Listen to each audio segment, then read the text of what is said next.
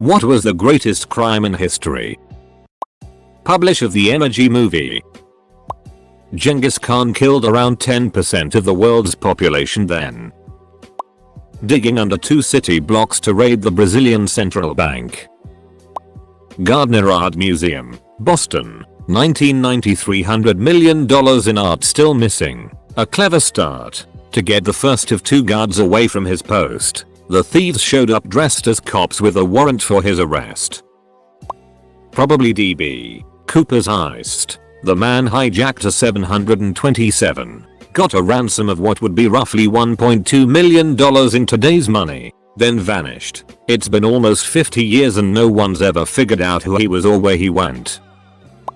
What is my perfect crime? I break into Tiffany's at midnight. Do I go for the vault? No. I go for the chandelier. It's priceless. As I'm taking it down, a woman catches me. She tells me to stop. It's her father's business. She's Tiffany. I say no. We make love all night. In the morning, the cops come and I escape in one of their uniforms. I tell her to meet me in Mexico, but I go to Canada. I don't trust her.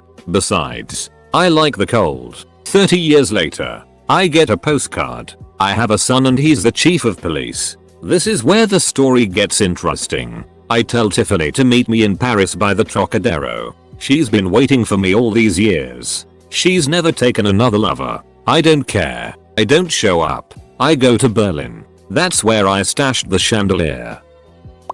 If it's true, it's Eduardo di Valferno's grift of the Mona Lisa. So Eduardo is an Argentine con artist. He has a great idea to steal the Mona Lisa and obviously sell it. Well, what if he could sell it more than once? Make more money, right? So commissions a great forger to make 6 copies of the Mona. He then meets some Italian carpenter working at the Louvre and convinces him to steal it, which he does by apparently just walking out with it under his coat. Eduardo then sells the copies to buyers, who after hearing of the theft, which made international news and is one of the reasons the Mona Lisa is so famous today, all believe they have the real one. He makes off with the money. All the while the carpenter still has the original. Few years later he's caught trying to sell it.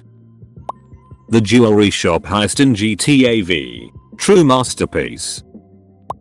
The subprime mortgage crisis, or the Madoff Ponzi scheme, and more historically. Just about everything the Nazis did, including looting Europe. That story about the old guy who just set up a booth in front of a free zoo and collected money for like plus 25 years. He was beloved and everyone knew him and he made out like a bandit. I remember it was very late at night, like 11:30. Big fella comes in screaming about God knows what. I think maybe Halpert had stolen his car. Something like that. So the big fella pulls out a sock filled with nickels. Then Scoot grabs a can of hairspray and a lighter. Probably the East Area Rapist original Night Stalker. Horrible, awful crimes. But despite a number of sightings and many opportunities for him to be apprehended, he somehow was never caught. Creepiest part is that he's most likely still out there somewhere, probably living a pretty innocuous life where the people around him have no idea what he did. I'm not sure where this quote is from, and is also somewhat paraphrased, but it always stuck out to me. The perfect crime isn't the one that goes unsolved, it's the one that is solved with the wrong perpetrator. There is almost certainly some massive crimes that none of us have ever heard of because it was an open and shut case and some enemy of the person who actually got away with it spent the rest of his life in jail. Stanley Mark Rifkin, the IT administrator, well, equivalent at the time, who robbed Security Pacific National Bank in 1978 using only a payphone from the bank's lobby. He pretended to be from the international transfers team, called the wire transfer room, gave them the code for the day, which he had seen on a piece of paper in the wire room while working there, and asked for $10 million to be transferred to a Swiss bank account. The guy then flew to Switzerland, exchanged the money for diamonds, stored them in his checked luggage, about 8.5 kilograms of them, and flew back to the US. He only got caught when his former lawyer ratted him out. Rifkin had planned on giving the diamonds to the bank in exchange for letting him help fix the security issue he himself exploited. At the time, it was the largest bank heist in US history. and was in the Guinness Book of World Records. Please don't try to break this record. Edit. 2 words.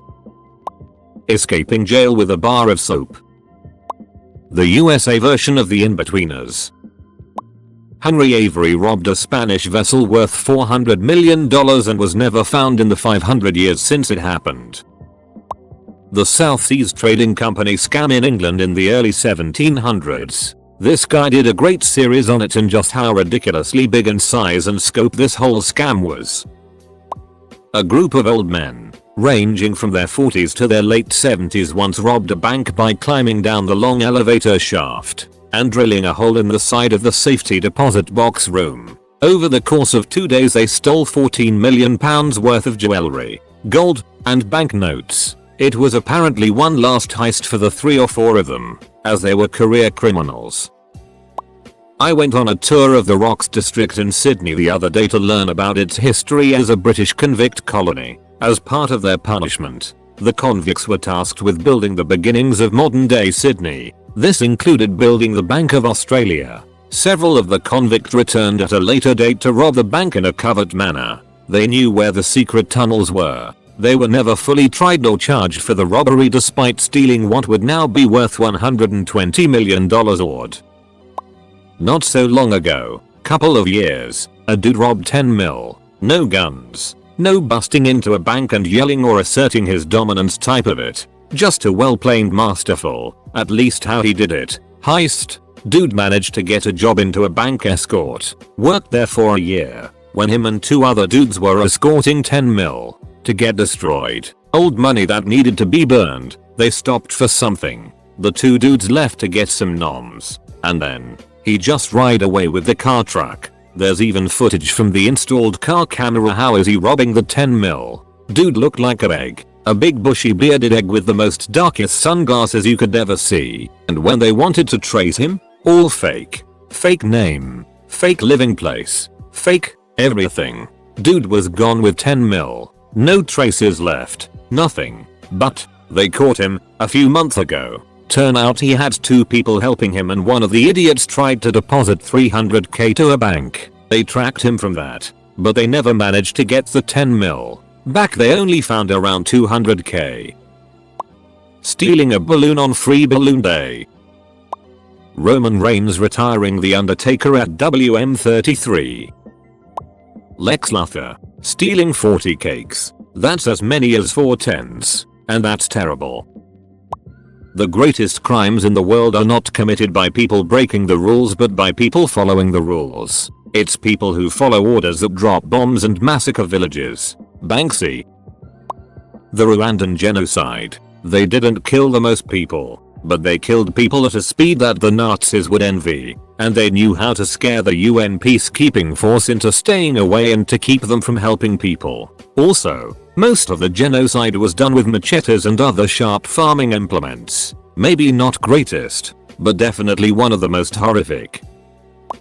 I am not sure how you are defining great, but here are some of the most notorious or famous in the US. The assassination of Abraham Lincoln. The assassination of John F. Kennedy and later Robert Kennedy. The assassination of Martin Luther King. The Valentine's Day Massacre in Chicago in 1929. The Lindbergh baby kidnapping. The Patty Hearst kidnapping. The Black Dahlia murder. The Mason family murders. The murder of Nicole Simpson, O.J. Simpson's wife. The Oklahoma City bombing. The Columbine massacre. The murder of John Bennett Ramsey. Internationally notorious or famous. The Jack the Ripper murders. The robbery of the Crimean Gold in England, also known as the Great Train Robbery.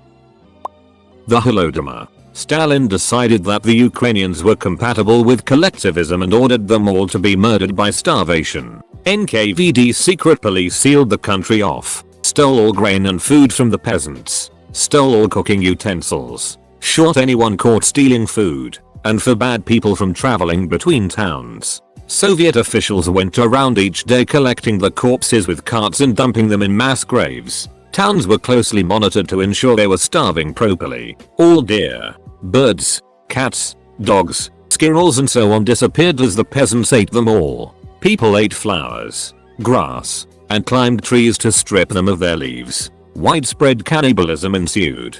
There were reports of parents butchering and eating their children. People dug up bodies to cannibalize them. After just a year, anywhere from 7 to 10 million people were murdered through starvation. Never before or since has the world seen such an effective elimination of a single group of people. This was the world's worst genocide.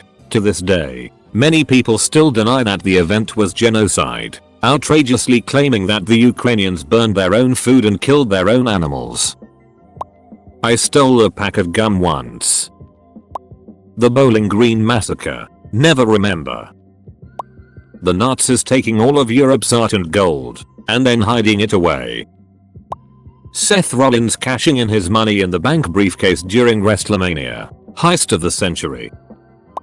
Website of Slovakia costing 1 billion away. Corruption is strong in here for sure. And for the comparison, GTA 5 cost about $265 million to make. If this is not a crime, then I don't know what is. Oh, yeah. And just look how that site looks and contains. Surely it is worth of that cost, right?